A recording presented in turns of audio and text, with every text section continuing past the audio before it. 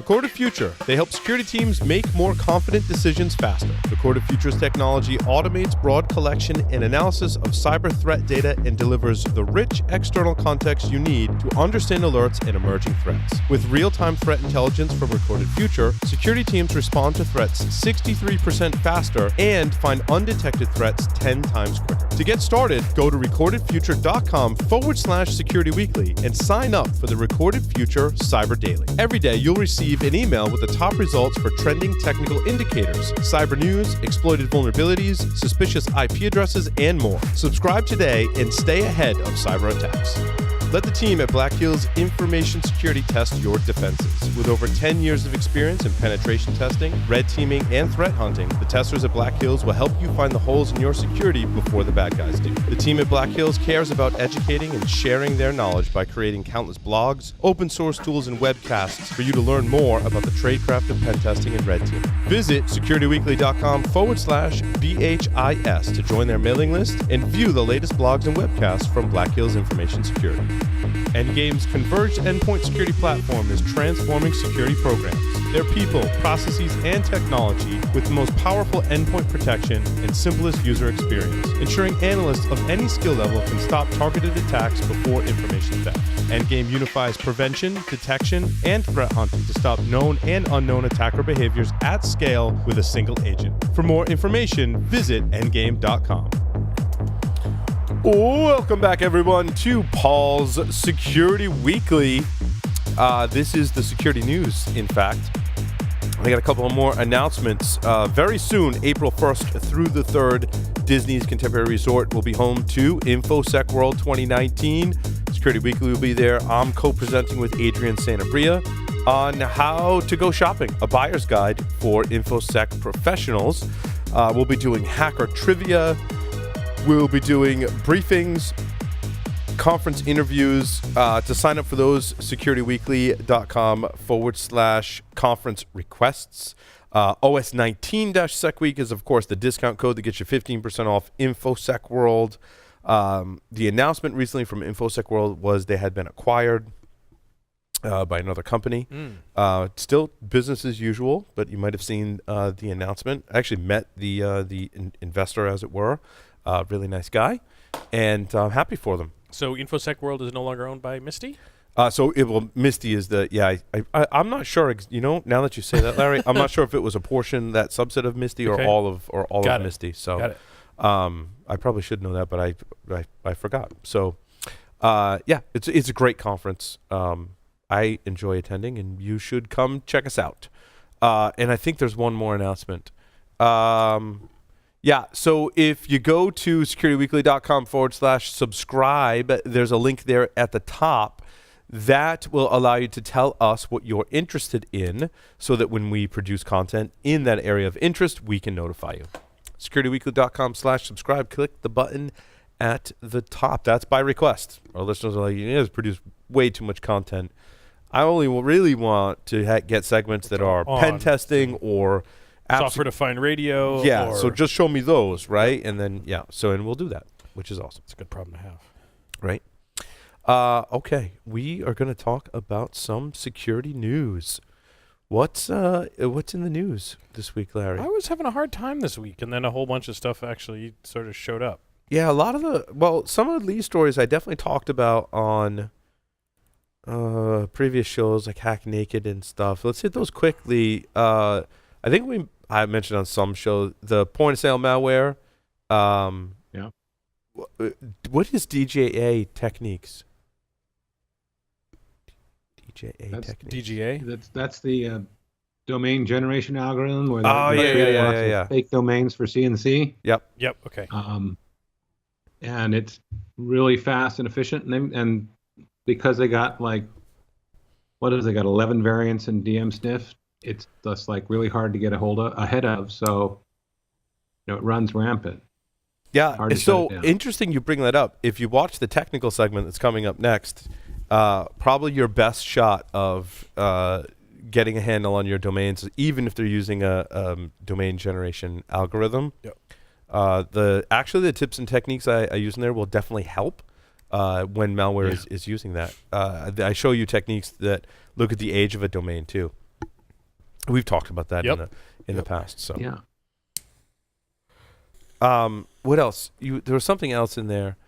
Tornado sirens. I feel like we've covered before on the show. We did a little bit, but This sounds like a targeted attack. Well, the thing back in 2017 in Dallas, they took off like 140 of them got taken down. This time in North Texas, about 40 tornado sirens were hacked. They haven't figured out if it's the same group or not. Actually, I should be careful. They may have. I haven't just gone back and looked. And what the town did is they basically took them offline, even though tornadoes were inbound.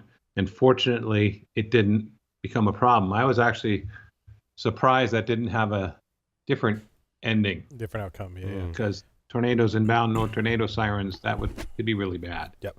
Yeah, Lee, I think the one in and I'm 2017 was that the hack actually set off the tornado sirens when there were no tornadoes present. Right. Right. I just there was some claims. Are they the same group, same techniques? I mean, this was what software-defined radio type hacks, not necessarily coming in over the internet, but actually attacking the system itself through its control interfaces, which made me think of you, Larry. What are you saying exactly? Well, that you have a lot of expertise in that because you've researched that type of Yes. weaknesses before. Yes. But I wasn't in Dallas at the time, thankfully. So, be interesting to see what the root cause is. Mm-hmm.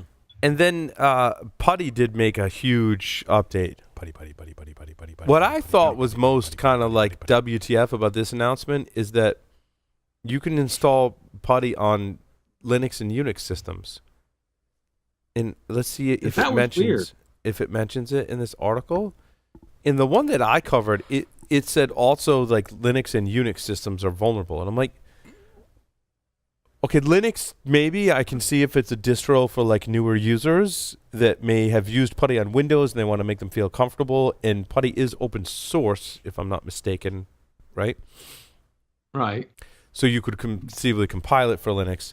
The thing that got me was they said Unix and Linux. Like, hold on, why would you put Putty on a traditional like Unix So you system? could have the graphical management of hosts, so you could keep a library and Sure, I guess if point and click, as opposed to using your .sh config config. file. right .ssh / config. Yep, that's what I meant. Right. Tim I knew A- what you meant. Tim I Apple. knew what you meant. Tim Apple. But Just the trying to one make that it short. got me in that same vein was the number 3 list was a buffer flow in the Unix Putty tools. And I'm like, what? Wait a minute. This is a DOS tool, right? Yeah. But like you said, there must be a Unix port that did not have bounds checking for the input. Yep. And definitely glad they fixed it. Yep. A bunch of denial of service attacks, and a third denial of service attack by sending a with 2 characters used by Chinese, Japanese, and Korean to the client. A Putty's terminal emulator can be forced to crash. Huh. There was, Larry, the aluminum plant. Aluminum or aluminium, depending on where you are. Aluminium. Aluminium. Aluminium. Aluminium. Aluminium. Here in the UK. Yeah. We'll have to ask Aaron about that. That's right. Right. The aluminium. Yes. So that was Norsk Hydro. They got infected with malware, and as a result, had to take all of their aluminum smelters offline and segregate their networks to prevent other things from becoming infected with ransomware. Do you call it aluminum foil or tin foil? Tinfoil? Tinfoil. Yeah. And now we might be in short supply of our tinfoil hats. Yeah. Well, and that's kind of interesting because this particular malware actually caused some very interesting macroeconomic type of effects, because not only did it just affect Norsk Hydro, but because Norsk Hydro is one of the world's largest aluminum smelters, Aluminum? the price of aluminum raw goods went up 5 points. Wow. Because because there was no smelter available to be able to do it. Oh, so now put your tinfoil hats on and venture to guess, because we love speculation on this show, that someone made a lot of money. Could be. If they were smart, they sure as hell did. If they were smart, they knew they were going to hack it, potentially affect it, and bought tons of aluminum. Yep. Yeah, but brought a bunch of pork belly futures. Yep. Or aluminum belly futures. Tinfoil? What? Billy? And But Billets? you get the point. But yeah, that's kind of scary that one of these we've talked about that ransomware has affected companies themselves and some potentially interesting things. But this one actually had a worldwide impact in that the price of aluminum went up because the fact that the world's largest aluminum smelter was offline. Speaking of SSH, libSSH has patched 9 new security vulnerabilities. And you may think, what is libSSH? And I don't use libSSH, but if you've got any software, open source or commercial, that wanted to implement SSH in its product, it could be using the open source version of libSSH. Of course, now I've lost my internet connection or something, but I can't pull the article up. But in any case, I thought that was interesting. My internet works great. It's awesome. Looks like they were dealing with a lot of out of bound read connections where you could basically get into this unsafe territory reading and definitely have some fun with the session. Yeah, when we had previous, they spoke of like where libSSH is. In fact, all versions of libSSH2 prior to version 1.8.1. It's used in all kinds of places, which is why I wanted to mention it. So Ubuntu, Red Hat, Debian. Yeah, but a lot of other like software embedded too, right? Yeah, embedded and all that stuff. There was one software package that we were talking about a couple weeks ago, maybe a couple months ago, that was like, hey, where you have this software package and it's using this old vulnerable version of libraries that they have no intent to update to new libraries because the software is old and so forth and so on. So it's almost like the WinRAR story. Oh yes, it was the WinRAR story. Yep, that was the one. Well, this one's kind of interesting. Your top security metrics. A lot is spoken about said security metrics. And I think I don't know. It depends on your perspective of what's a good metric for you, right? Right. So this makes some recommendations. They say in the areas of targeted risk and key performance indicators, percentage of risk events for the period that meet proximity impact severity thresholds, percentage of responses to critical events and calls for service that meet the response time. So these were decent, metrics, but I still feel like metrics are going to be different depending on what you're trying to accomplish. Right, and potentially how you can actually effectively measure some of them. True. Very true. It's interesting. I think that security metrics is too broad of a term, right? Like what type of security metrics are you speaking about? Is it vulnerability metrics on the offensive side, right? Is it metrics for your SOC and their response? Is it metrics of what you're detecting and what you're not? Like there's a lot of different types of security metrics depending on what you're trying to measure and what your goal is, right? And I think one of the biggest problems is we do a lot with metrics, but much like vulnerability management, it's all about and other things. It's about the actions that you take on them and how you're operationalizing them and how you're using them, which could differ. You're presenting to the board. Are you trying to compel an internal department to apply some patches? Are you trying to measure the performance of your security teams or other teams in their response to things, right? So I think, it's all different.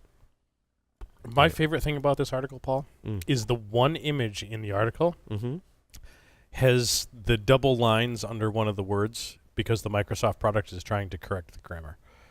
Are you in that image? Yeah. I missed on that. the left-hand side. Oh, yeah. Is that what that targeted was? risk and key performance indicators, KPIs. Yeah, those double blue lines are that the Microsoft product is attempting to recommend a grammar change. Oops. Yes. I noticed the little background things I'm finding. That I noticed those little things in the background. Doesn't surprise me. So. What else do we got? Lee? My Pillow and Amerisleep. Looking at that. Did we talk about Android Q? Oh, let's talk about Android Q. That's what I meant. Yeah. So what's interesting to me is that they were cutting down things like contact affinity and accessing information on the IMEI and serial numbers, and restricting a lot of that access to the foreground app. You no longer could be collecting stuff off the phone in the background. I'd be interested to see how that works and if it causes applications to fail or what when they don't have it. Well, that's interesting. But it's all about privacy. So yeah, Android Q will transmit randomized MAC addresses in an attempt to prevent app owners, location analytics firms, stores, and others to track movements.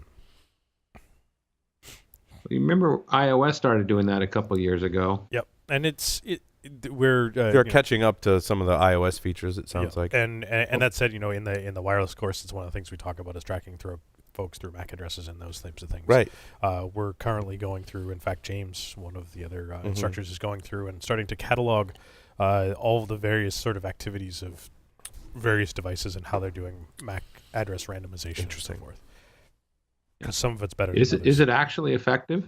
Is it working? Yes. When randomized appropriately, it is effective because they often randomize into actual true random-ish that show up as OUIs that are non-existent. So. Yeah, these are all security and privacy relatedly. In Android Q? Yeah. Which is nice. I think it's a big catch-up and needed. The trick is that everybody's going to find out they have to buy a new device to get Android Q. Well, I would think Google will support the Pixel 3, which is what I use for a phone, and that's all that matters to me right now. But then you think about how many folks actually out there still have really old stuff that can't be updated and so forth. And it's a valid point. I mean, I'm in a unique position where I have the latest Google phone, right? But if you don't work in the industry or in technology, right? Your phone is your phone. There's no, in my opinion, for feature wise, right? There's no real driver for you to update your phone, especially from one version to the next, right? I could see in my assessment, and those that follow the technology in smartphones more closely than I may disagree, but if you're 2 revisions behind on your phone, right, or OS, there are some, I think, benefits to upgrading performance and features, right? Sure. But just going from, iPhone 6 to 7, just 7 to 8, I think a lot of people do wait because it's not, and you've seen it with Apple and Google too, right? There's not enough features in the next version to warrant you going from a Pixel 2 to a Pixel 3, right? I mean, I gave my wife maybe the original Pixel, and I have a Pixel 2, and they're both still perfectly acceptable phones today. There's nothing wrong with them, right? Yeah. I'm just a nerd. I like to have the latest phone, right? Yep.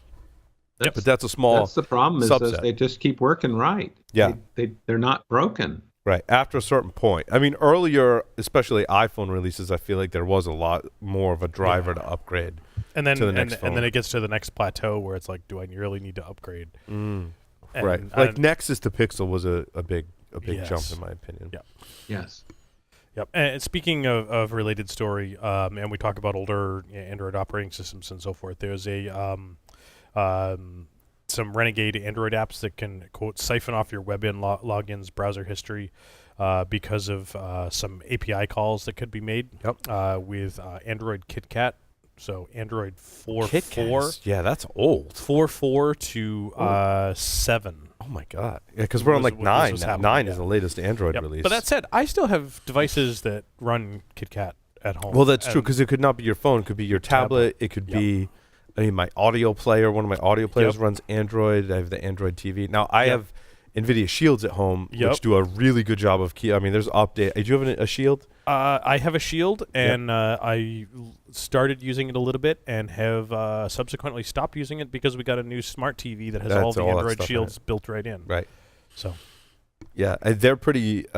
They seem pretty good at keeping with updates on that platform. Yes. Yeah. It seemed like every time I turned it on, there was an update. It's every month or other month, there's an update for it. And when I first started using the smart TV, it seemed like every other day there was some update to one of the apps that I wanted to use. Right.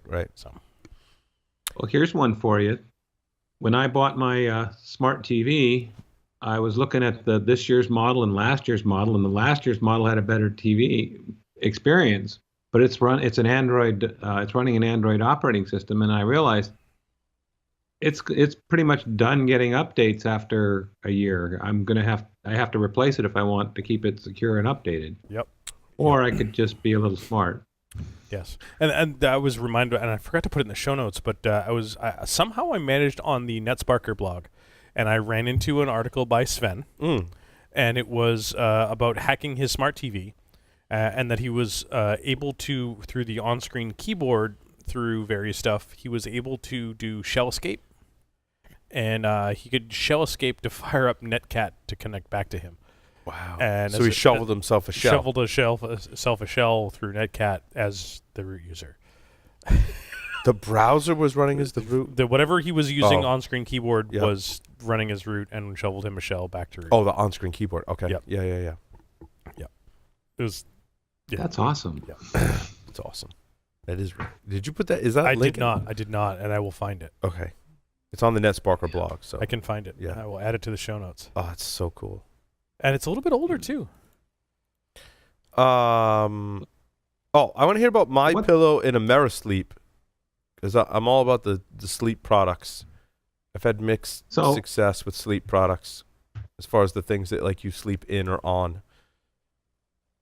So what happened is that they created a fake My Pillow site, and they managed to inject a script onto the My Pillow and Amerisleep site that basically was siphoning credit card information off to the My Pillow site.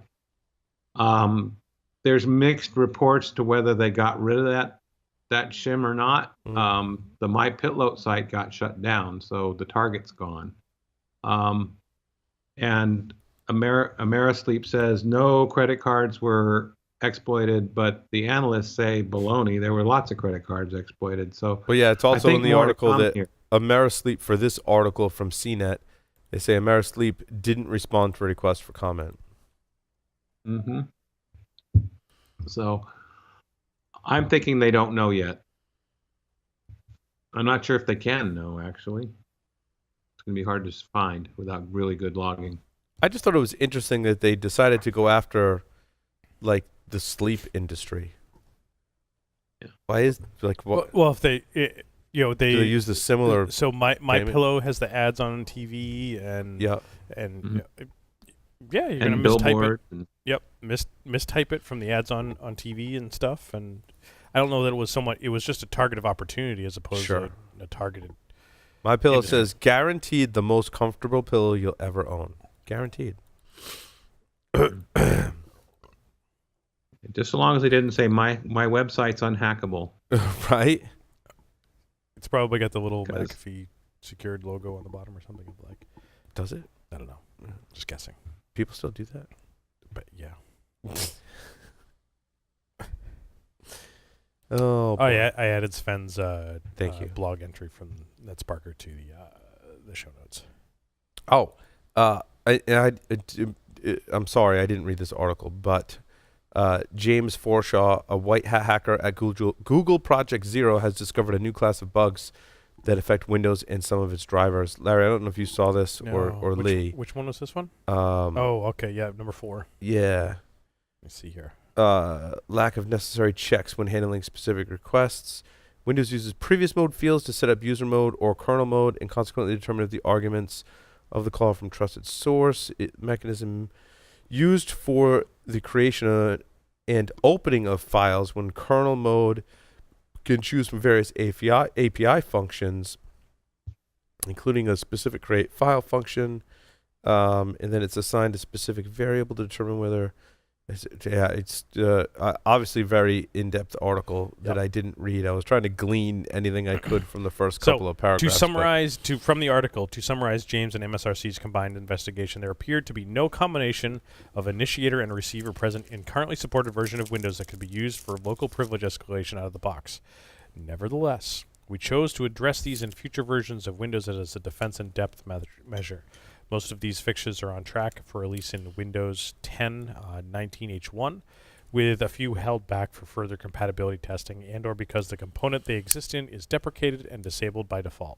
It sounds like something in the kernel that handles file handling, which in Microsoft Defense probably good they're spending the extra time to test it because it could probably wreak havoc. Yes. And the fact that even though it appears to be a largely theoretical based attack, that they're still issuing some updates to it just just in case. Because it may be theoretical today, but tomorrow. Yes.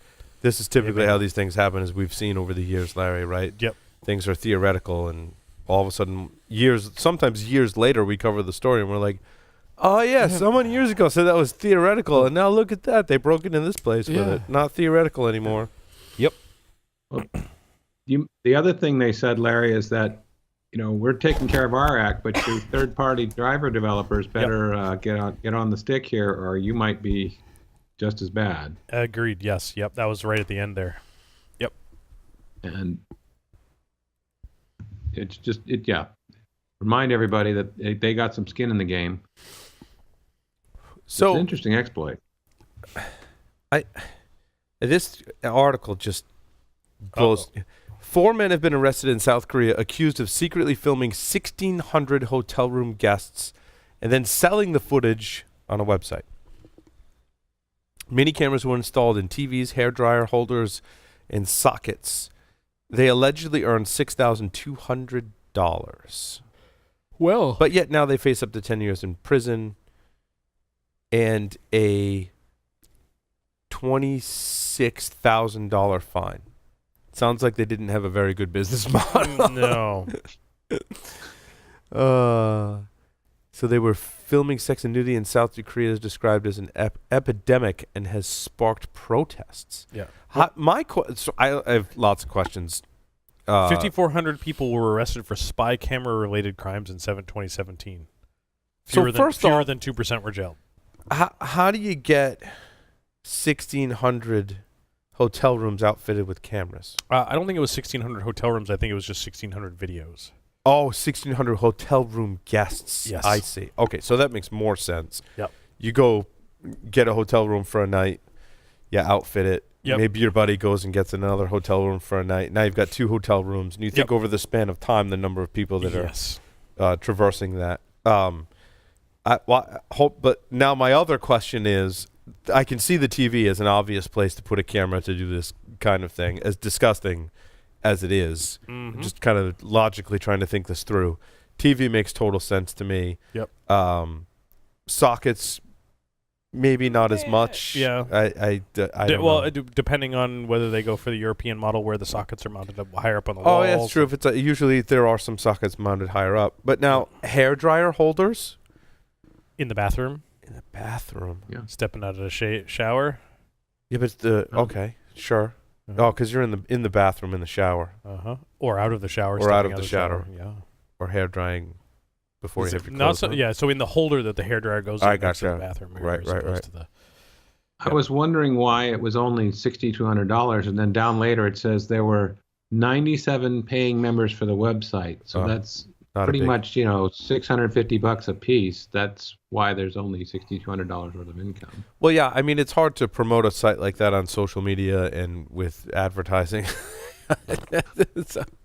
You can only promote that site on the dark. I mean, you could, but likely they're only promoting it on the dark web. And yeah. But now my other question is, so you put cameras in there. Do they have to go back into the same room to retrieve the footage, or what's their mechanism to exfiltrate the footage, and how did the hotel detect? Did they find the physical camera and then go look and see how they were exfiltrating the footage, or did they find it? I mean, the less likely cause is they found it on the network, right? And we're like, oh, look, someone's exfiltrating data off our network from this thing that I don't know what it is. Yeah. Probably more likely, in my opinion. And again, we get to speculate in the show, which is one of the most favorite parts of my job, is that someone was cleaning or doing, maintenance in the room of some kind and was like, oh, holy crap, there's a camera in here. Or, given how rampant this is in Korea, they were doing random sweeps for cameras in the room, right? Yep. Well, and of course now it's public knowledge. Now the whole world knows where they were hiding the cameras. So, but given the number of hotel rooms that exist in the world. Yep. And if you think about those in sockets and TVs and the hairdryer stuff, all readily available sources of mains power. Mm-hmm. So, Oh, yeah, that's a great point, Larry. That's a great point. so not have to worry about. I the knew we'd get mileage out of this story. longevity of the device, as it were. Yeah. So, Yeah, it's interesting.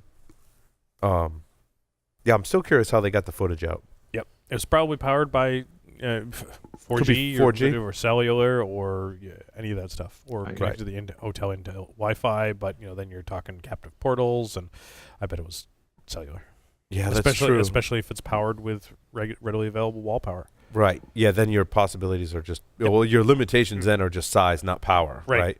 Right. And with the technology today, this is one reason why it's so rampant, because the cameras are Yep. ridiculously tiny now. Yep, and they were saying And that mainstream available. Yeah, they're saying 1 millimeter cameras. Wow. Yep.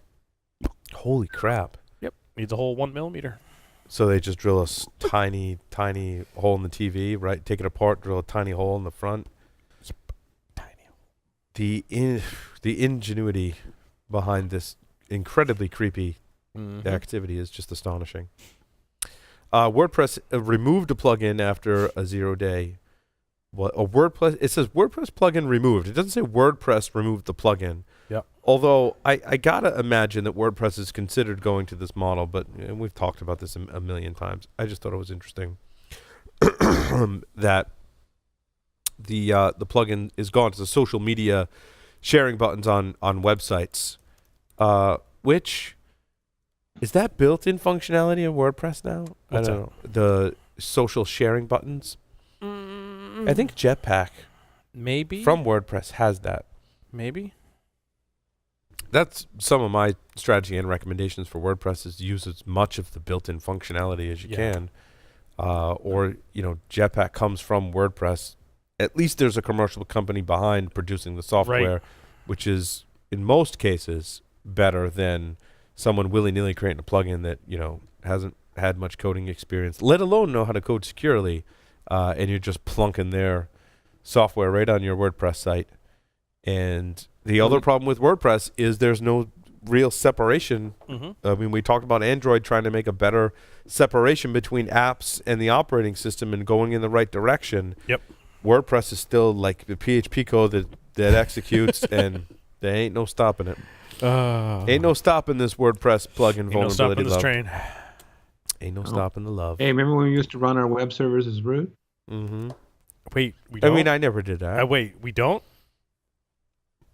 Well, that's why I thought the web browser in Neither your TV confirm nor example was deny.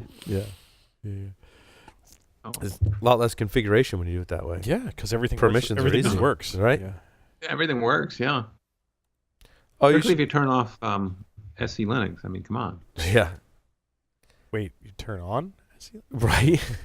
It is a lot of people. That's this very common thing to disable, Yeah. unfortunately. So apparently, Facebook was storing millions of passwords in plain text. Hooray! And And- that there were lots of employees. Hundreds of millions of places. Yep. Where it saved users' passwords to disk in raw, unencrypted form. Now, it doesn't say whether or not these were accessed by anyone or how. My story allegedly did have some of that. Mhm. Facebook employees could access unencrypted passwords for millions of users. Okay. Yeah. To be clear, these passwords are never visible to anyone outside of Facebook. Bullshit. And have found no evidence that anyone internally abused or improperly accessed them. Bullshit. We estimate that we will notify hundreds of millions of Facebook Lite users, tens of millions of other Facebook users, and tens of thousands of Instagram users. Facebook Lite is used a version of Facebook predominantly used by people in regions with lower connectivity. Oh, Never interesting. So it uses less bandwidth. Never They've heard of it. configured a version to use less bandwidth. Never heard of it. And whoever implemented that code sounds like they made a boo-boo in the Yeah. password storage. According to a report by Brian Krebs, a Facebook insider said access log shows some 2,000 engineers or developers made approximately 9 million internal queries for data elements that contain plain text user passwords. Oh, interesting. Ooh. What? Wait, what? That's crazy. It's like I'm reminded of conversations we've had about storing information in the cloud that's encrypted at rest and who owns the keys to decrypt it. And when it's the cloud provider, that kind of a scenario comes to mind. Yeah, all the employees could go read our encrypted stuff because they have the keys to decrypt it. Yeah. Here they are. These aren't available to the outside, but the engineers inside got them all. Good deal. It's just bad. Facebook does support two-factor authentication. Yes. Yep. Does this also apply to Instagram? Yeah. Question. Yeah. Yes. Okay. No. I'm saying yes because if you, for example, deactivate your Facebook account, but then think afterwards that Instagram might be a fun idea. Yep. You can't log into Instagram if you've deactivated your Facebook account. But also what I found was that Facebook Messenger, totally fine.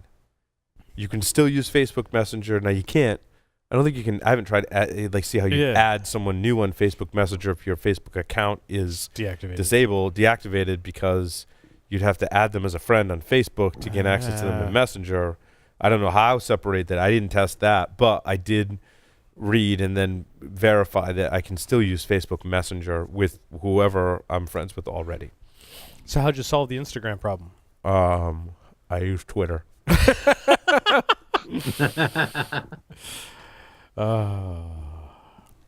Got it. So there you have it. Hey, you use Twitter and TikTok. No, what is TikTok?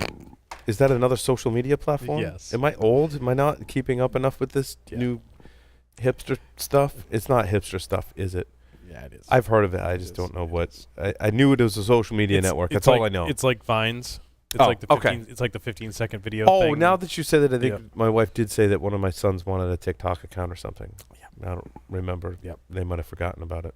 Or he's probably got a really popular TikTok account. Yep. Yeah. We talked about this on the show not that long ago about my daughter having a TikTok account only for a couple of days and having a video that has 1,500 likes type of thing, and I'm like, Yes, that's probably where I heard of it. It was from our children. Yes. Basically is how we find these things out. Gotta keep up on that shit. Yeah. I was wondering if that was an old reference. I remember hearing a little while ago about somebody said that MySpace had permanently lost millions of videos and audio recordings. Yes. And I was like, 50 million. Relevance? To be exact. 50 million. Some speculate that was done on purpose. Because it was probably crap music. No. That's not what the Copyright. speculation was about. This was someone else's speculation, and I'm just going to proxy this speculation because I like this speculation, is that MySpace looked at doing a server migration, right? That's what they publicly said it was during a server migration. Yep. And they looked at the cost of moving 50 million songs prior to 2015 and went, that's going to cost us X. And last we checked, we're MySpace, and we're probably like X amount in the hole. Yep. And this is just going to put us further in the red. So you know what? We're just going to, rather than tell people that we're doing it, have an accident, which costs money, right? Yep. If you say, well, we're going to make the server migration, notify, however many users own those 50 million songs, give them a time window to migrate off the platform, pay for the bandwidth for everyone to then download all of their songs off of MySpace. They said, we're not doing any of that. You know what? Whoops. We're just going to say it was an accident, and we're going to move on with life, and no one's going to miss any songs previous to 2015 when everyone was conceivably in high school on MySpace. That's great speculation, and probably not necessarily speculation. Right? Right? It makes sense. Not that I have any insider info, but that is... Mm-hmm. I can hear that discussion like it's a meeting I've been in. Yeah. We're not going to do any security, Larry. That costs too much money. Yep.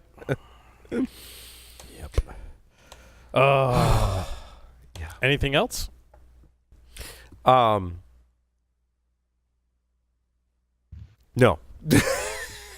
Maybe. I like it. Microsoft Defender coming to macOS was the only other one that I just thought was absolutely effing. I didn't even really read it, but I'm just like, what? Just ridiculous. Yep. You should just use Linux. It doesn't get viruses, right? I'm just kidding. It does. Yeah, I think that is the news. So thank you, Larry, Lee, Yeah. everyone on the show this evening, everyone listening and watching. Thank you very much. Larry, take us out. Over and out.